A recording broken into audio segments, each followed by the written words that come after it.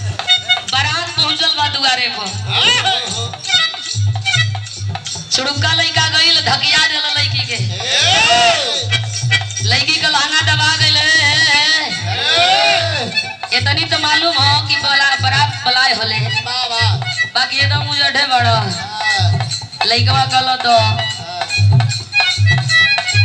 यहाँ से जब जाई तो तोहन से बतियाई लइकिया कहतिया